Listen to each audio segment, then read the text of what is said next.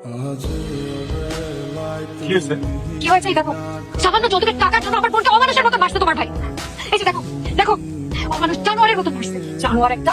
চুপ করো তুমি, বেলার মতো কথা বলছো কেন? জানবে বলে কি করবেন আপনি? একটা থাপ্পড় মেরে গালে সব দাঁত ফেলে দেবো। এই ছেলে, চুপ। একদম চুপ। আমার বড় মেয়ের গায়ে হাত তুলেছি তুমি, এখন আমার সামনে আমার ছোট মেয়ের গায়ে হাত তুলতে চাও? কি ভেবেছো তুমি? তোমাকে সাপের পাঁচ পা দেখেছো? আমি হুমায়ুন চৌধুরী এখনো বেঁচে আছি। লজ্জা করে না? লজ্জা করে না তোমার? সামান্য টাকার জন্য তোমার স্ত্রীর গায়ে হাত তোলো। তোমার কাছে আমার মেয়েকে রাখবো না। এই চল, একটু বোঝার চেষ্টা করো। কি বুঝবো আর? নাদিয়া, এই বাড়ি থেকে একবার চলে গেলে কিন্তু আর ফেরত আসতে পারবে না। আমার আপু আসবেও না, আর যদি আসতেও চায় আমরা কোনোদিন আসতে দেবো না। আর একটা কথা আপনারা খুব ভালো করে শুনে রাখেন, এই বাড়িতে কোনোদিন কোনো ভালো বংশের মেয়ে আসবে না। জানি কান্দা না সস্তি, তাহলে আমার 8 বছর উঠবি না। অজ্ঞান মহিষে পানি খায় আমার নাম শুনলে, আমার 5 দিন গায়ে হাত, ভাইয়ের চোখে পানি।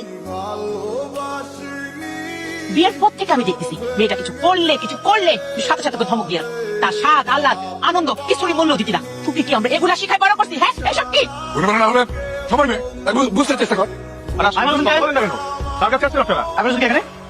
আমি কেন কি ব্যাপার? কে করছে? আমার চৌধুরী। চলো, আপনি যদি কিছু বলার থাকে তাহলে কোর্টে বলবেন। তাই বলে তোমরা আমার ভাইয়ের নামে মামলা দিবা? এই তোমার ভাই লিটারালি আমার বোনকে ফোন দিয়ে হুমকি দেয়। এরকম লোকের জেলে যাওয়া উচিত, জেলে যাবে তারপর শিক্ষা হবে। শিক্ষা তো তোমাদের ফ্যামিলিরও হওয়া উচিত। আশ্চর্য, হাজবেন্ড ওয়াইফের মধ্যে তো ঝগড়াঝাটি হইতেই পারে। তাই বলে এই তুমি চুপ করো।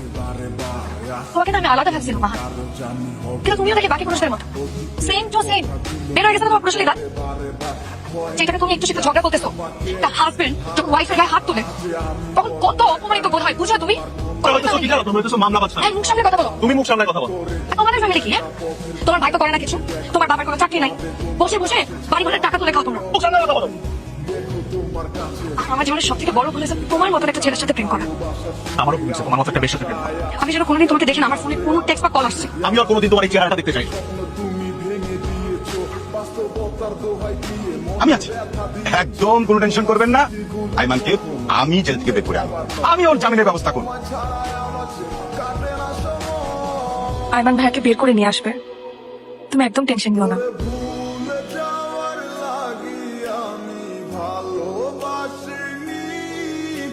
ইমান, আমার সাথে প্রেম করে অন্য মেয়েকে বিয়ে করো তুমি?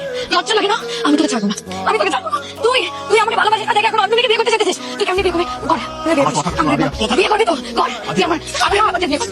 আমার বিয়ে করে পাগল হয়ে গেছি, পাগল হয়ে গেছি। এই বিয়ে আমি করতে চাই।